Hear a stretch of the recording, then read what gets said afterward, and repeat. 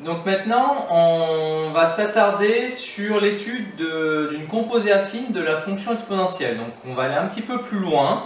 Va falloir s'accrocher un petit peu. Si on va prendre k, un nombre réel strictement positif, pour toute fonction g dérivable sur r et pour tout nombre réel a et b, la fonction qui a x associe g de ax plus b, elle est dérivable sur r et sa dérivée est la fonction a fois g' de ax plus b.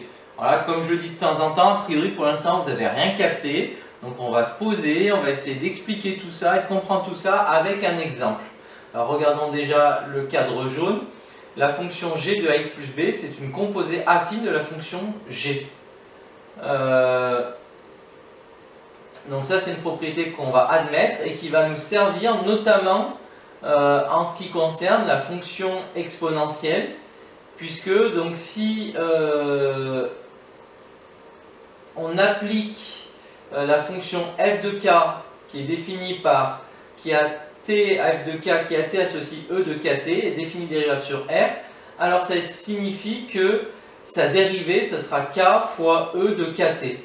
Donc expliquer différemment, illustrer différemment, en fait cette propriété elle dit la chose suivante: si j'ai l'exponentielle, jusqu'à présent c'était attardé, on avait étudié que l'exponentielle de x. Maintenant si j'ai l'exponentielle d'une expression, au lieu d'avoir l'exponentielle de x, par exemple l'exponentielle de 4x plus 8, et si je veux dériver ça, alors d'après cette propriété là, elle dit que la dérivée quand je compose une fonction affine par une autre fonction, je prends la fonction affine, je la dérive, et après je dérive la fonction dans laquelle j'applique la fonction affine. Alors encore une fois, ça a l'air barbare tout ça. Concrètement, qu'est-ce que ça donne? La fonction affine, elle est là. J'applique ma propriété, je la dérive, je le mets devant. Donc la dérivée de 4x plus 8, c'est 4. Je multiplie ça par la dérivée de la fonction exponentielle appliquée à la fonction affine. Mais on a de la chance, on a expliqué en définition que la dérivée de la fonction exponentielle c'était elle-même. Donc tout ça, ça fait donc elle-même dans laquelle j'applique la fonction affine.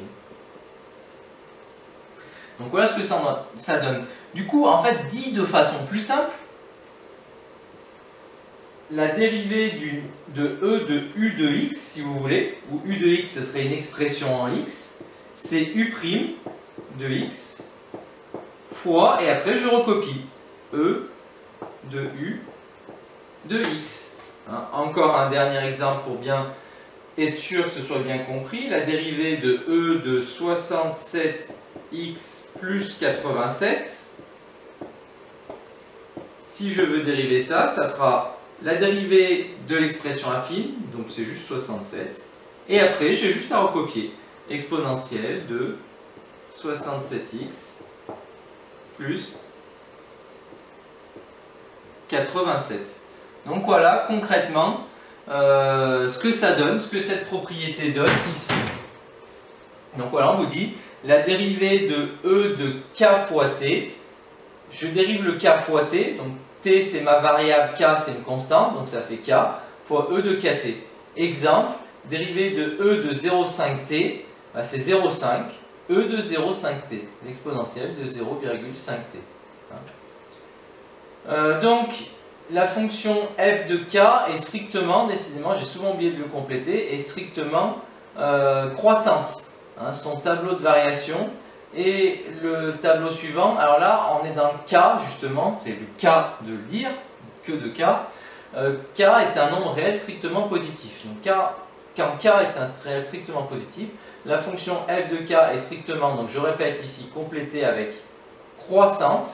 Hein, et son tableau, je ne vais pas écrire au tableau parce que j'écrirai sur mon mur. Hein, donc je vous le dis simplement, compléter en écrivant strictement croissante. On ne va pas commencer les bêtises tout de suite. Strictement croissante, son tableau de variation est le suivant.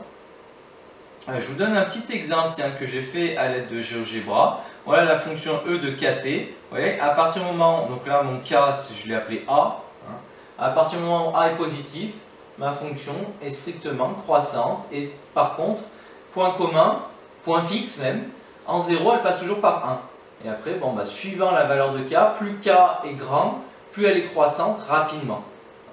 Alors bon, vous avez peut-être, hein, il y en a qui s'en foutent sûrement, mais vous avez sûrement envie que je le fasse. Qu'est-ce qui se passe? Ça nous permet d'anticiper pour la suite. Qu'est-ce qui se passerait si K passe du côté des négatifs? Bon, regardez, on va y aller. Hein, je vais exaucer votre rêve. Voilà, A0, E de 0 c'est 1, donc on a la fonction constante. Et du côté des négatifs, vous l'avez anticipé, attention, suspense, ça va être décroissant. Voilà, on va avoir une fonction exponentielle. Vous voyez comment le basculement se fait rapidement d'une fonction exponentielle croissante à une exponentielle décroissante, de plus en plus rapidement quand K est de plus en plus négatif et de plus en plus petit. Mais là, j'ai anticipé un petit peu avant tout, donc fonction f de K, donc E de kt strictement croissante quand K est positif.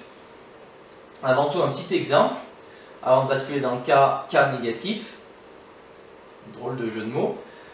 Étude de la fonction kx associe l'exponentielle de 3x-2.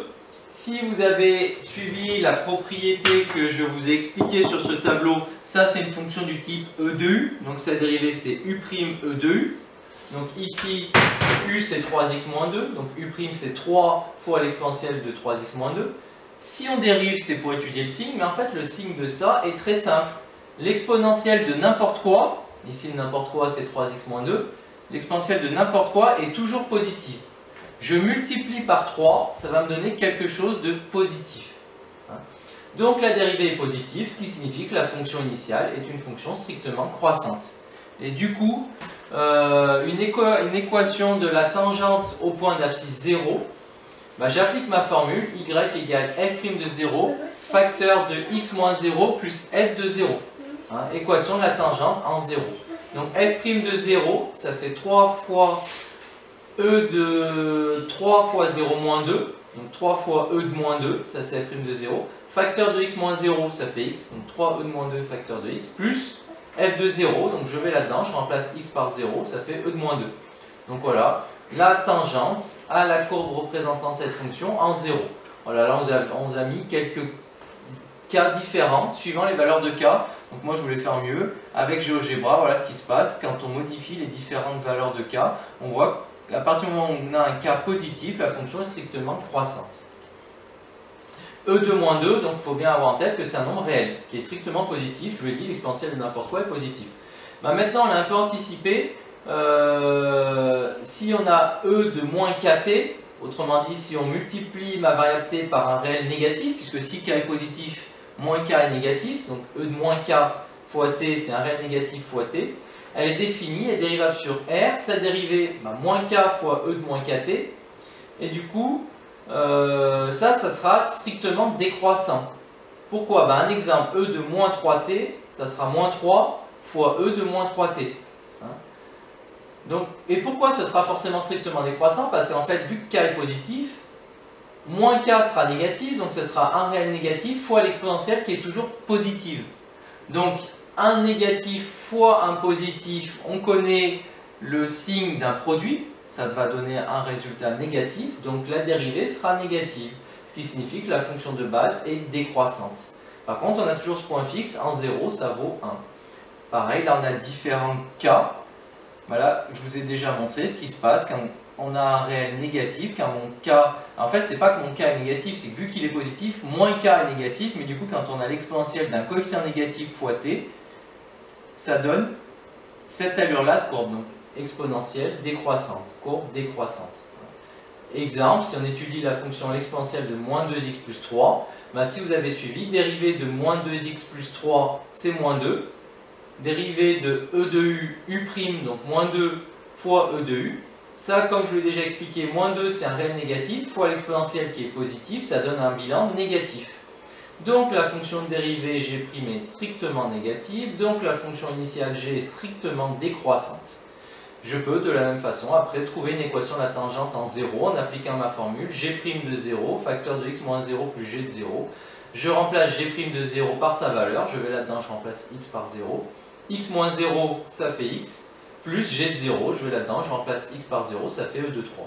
Voilà comment vous trouvez l'équation de la tangente et voilà comment vous étudiez une composée affine de la fonction exponentielle.